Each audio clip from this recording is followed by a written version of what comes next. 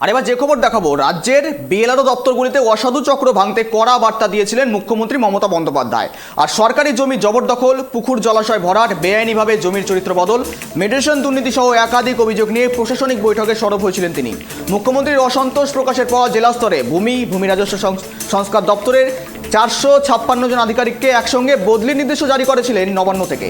আর সেই বদলির তারিখে ছিলেন ভাঙড় 2-এর বিএলআরও অমিতাভ সেনগুপ্ত।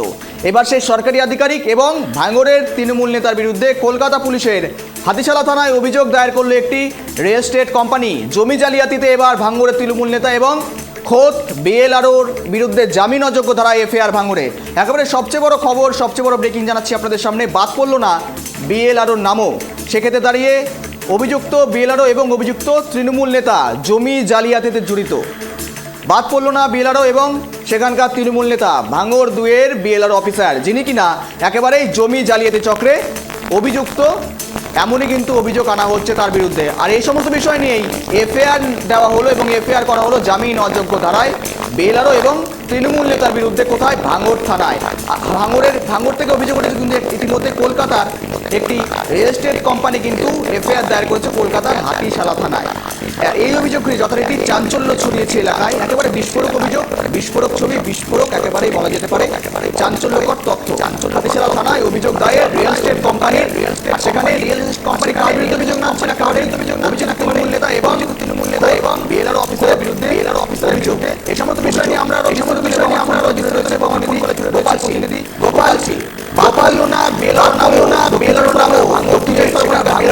সেখানকার কি জানা যাচ্ছে?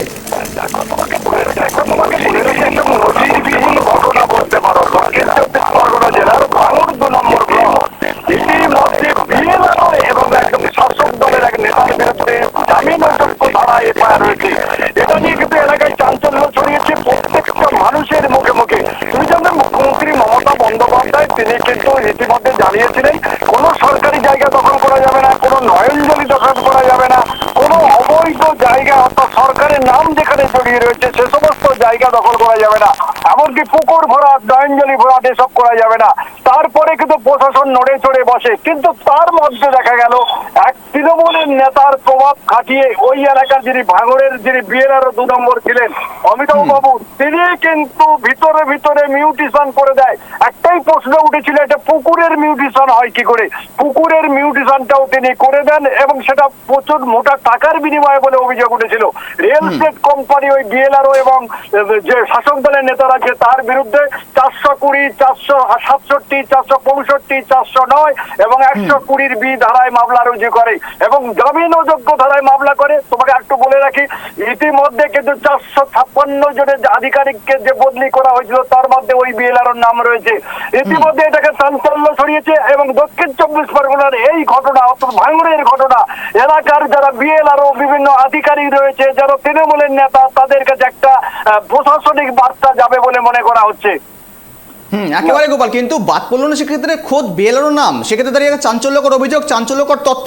সেক্ষেত্রে দাঁড়িয়ে স্থানীয় তৃণমূল নেতা মূলত যেই অভিযুক্ত নেতা সেখানকার অভিযুক্ত, সেক্ষেত্রে দাঁড়িয়ে সেই নেতা মূলত তার পরিচয় কি জানা যাচ্ছে? তিনি কোন দলের সাথে যুক্ত? পাশাপাশি তৃণমূল নেতা তো অবশ্যই, কিন্তু তিনি কি কোনো পদে রয়েছেন? হ্যাঁ দেখো, তোমাকে বলি, যিনি 2 নম্বর অঞ্চলের তৃণমূল কংগ্রেসের সভাপতি রশিদ মোল্লা, তিনি কিন্তু নিজের নামে করে নেন এই সমস্ত জায়গা বলে একটা অভিযোগ উঠেছে। পরবর্তীকালে সেই জায়গাটাকে রিয়েল এস্টেট কোম্পানির ফাঁকি দিয়ে যখন নিয়েছিল বিএলআরওর কাছে গেলে বিএলআরও সেটাকে মিউটেশন দিয়ে দেয়, অর্থাৎ এমনকি ভুয়া রেকর্ড করে দেয় বলে সেটুকু জানা গেছে। সেটা পয়সার বিনিময়ে বলতে পারো, প্রভাব খাটিয়ে। এই নেতা কিন্তু একজন দাপুটে নেতা। আর এবং তুমি জানবে বিভিন্ন সময় বিভিন্ন জায়গায় সোনারপুর থেকে সাদ্দাম সমস্ত জায়গায় যখন শাসক দলের নামে বিভিন্নভাবে বিভিন্ন জায়গায় কিন্তু যে জালিয়াতির মামলা হচ্ছে, ঠিক তখন কিন্তু একজন বিএলআরওর নাম জড়িয়ে যাওয়া, তার নামে এফআইআর হওয়া, এটা কিন্তু একটা বড় ব্যাপার বলে মনে করা হচ্ছে। কলকাতা পুলিশে হাতিশালার যে কলকাতার আন্ডারে যে পুলিশ গেছে, তারা যে এই একদম এই যে সাহসের সঙ্গে দায়িত্ব নিয়েছে তার জন্য জয়ের ধরে দিচ্ছে। পুলিশ সম্বন্ধে মানুষের যে একটা ভ্রান্ত ধারণা ছিল পুলিশ যে সব করতে পারে তার এখান থেকে প্রমাণিত হয়েছে। না অর্থাৎ কোথাও কি দেখতে পাচ্ছ মুখ্যমন্ত্রী মমতা বন্দ্যোপাধ্যায় নির্দেশের পর নড়েচড়ে বসেছে প্রশাসন, যেখানে মুখ্যমন্ত্রী মমতা বন্দ্যোপাধ্যায় বলেছেন সে কোনো তৃণমূল নেতাই হোক বা কোনো দলের সাথে যুক্ত হোক না কেন, যদি কোনো বেআইনি কাজ করে থাকে তার বিরুদ্ধে লিগ্যাল অ্যাকশন নেওয়ার কথা বলেছিলেন মুখ্যমন্ত্রী মমতা বন্দ্যোপাধ্যায়। সেক্ষেত্রে দাঁড়িয়ে কোথাও কি কাজ করছে মুখ্যমন্ত্রীর নির্দেশ? একদম একদম মুখ্যমন্ত্রীর নির্দেশকে বলতে পারো মান্যতা দিল ভাঙড় থানার এই পুলিশ বা হাতিশালার এই পুলিশ। কারণ তোমাকে একটা জিনিস বলি, একটা ঘটনা যেখানে ঘটেছে, রিয়েল এস্টেট কোম্পানি অর্থাৎ অপোনেন্ট পার্টি যে রয়েছে বা বিরোধী পার্টি যে রয়েছে, বিবাদী যে রয়েছে, তারা কিন্তু একদম প্রভাবশালী ব্যক্তি বলে এই ঘটনাটা সম্ভব হয়েছে বলে বিরোধীরা মনে করছে। তোমাকে বলি, এই যে ব্যক্তি রশিদ মোল্লার স্ত্রী ভাঙড় 2 নম্বর পঞ্চায়েত সমিতির কৃষি কর্মাধ্যক্ষ রয়েছে, তার তুহিনা বিবি, সেই তুহিনা বিবির স্বামী হচ্ছেন ইনি। সেই তুহিনা বিবির স্বামী বিভিন্ন সময় প্রভাব কাটাতো, প্রচুর জায়গা জমি নিজের নামে করেছেন।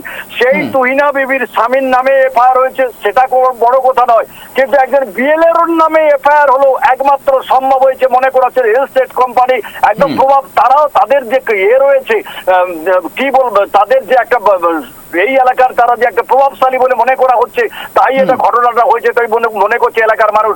সাধারণ মানুষের ক্ষেত্রে হলে এটা হয়তো সম্ভব হতো না, এটা বিএলআর বিরুদ্ধে যাওয়া। একেবারে গোপাল, সঙ্গে থাকার জন্য ধন্যবাদ তোমাকে। জমি জালিয়াতি চক্রে অভিযুক্ত তৃণমূল নেতা এবং খোদ বিএলআরও অফিসাররা, যার জেরে কিন্তু এই ঘটনার পর একেবারেই সমস্ত মহলে কিন্তু বিশেষজ্ঞ মহল থেকে শুরু করে রাজনৈতিক মহল থেকে শুরু করে সমস্ত মহলে কিন্তু পারদ চড়তে শুরু করেছে, কেননা খোদ বিএলআরও অফিসারের বিরুদ্ধে এবার এফআইআর দায়ের করা হলো। হ্যাঁ, এটা আমি শুনেছি যে ভাঙড় টু বিএলআরও এবং হাতিশালা 308 দাগের ওখানে তৃণমূলের একজন লিডার, তিনি এটাকে একজনের নামে জমিটা কেনা 308 প্লট, সেইটাকে অবৈধভাবে রেকর্ড করেছে এবং তার জন্য পোলেহাট থানায় একটা এফআইআর দায়ের হয়েছে। একদম পোলেহাট থানায় এফআইআর হয়েছে, হাতিশালা থানা এখন পোলেহাটে হয়ে আছে। তো যাই হোক, ভাঙড় টু বিএলআরও একদম আমি দায়িত্ব নিয়ে বলছি, আপনি আজকে জানবেন না যে আপনার জমিটা আজ দেখবেন সকালবেলা আছে, রাত্রি দেখবেন আপনার জমিটা নেই, কোনো এনকোয়ারি না, কোনো নোটিশ না।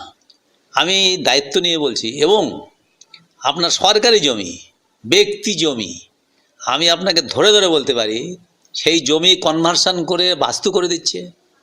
সেই জমি আমার কাছে রেকর্ড আছে, আমি একদম ধরে বলতে পারি আপনাকে যে কোন কোন দাগ কোথায় কোথায় হয়েছে, সেগুলোকে তদন্ত করা উচিত।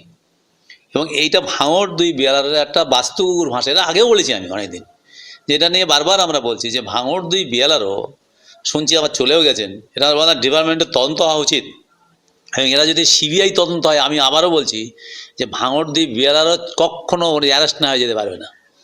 কি করে সম্ভব? একটা লোকের জমি তার আছে, রেকর্ড আছে, সেই রেকর্ডটাকে রাতারাতি কেটে দিচ্ছে। দেখুন, আইনের পথে হাঁটবেন, যিনি খারাপ কাজ করবেন তার সাজা দেওয়ার জন্য একটা আইন আছে ভারতবর্ষে। সেই আইনের প্রসেসে উনি যদি কোনো অপরাধ করেন, সেটা আইনের বিষয়ে আইন দেখবে। দেখুন, দল পরিষ্কার। আমাদের মহান নেত্রী মমতা বন্দ্যোপাধ্যায় এবং আমাদের সেনাপতি অভিষেক বন্দ্যোপাধ্যায়, সর্বোপরি আমাদের দলের অবজারভার সাহেব সওগাত সাহেব পরিষ্কার নির্দেশ দিয়েছেন, কোনো তোলাবাজের কোনো স্থান নেই, কোনো ফ্রডের কোনো দলে স্থান নেই। যদি উনি ওরকম কাজ করে থাকেন, আমাদের দলের উদ্যোগকর্তা আছেন, আমাদের দলের অবজারভার সাহেব আছেন, তিনি ডিসিশন নেবেন।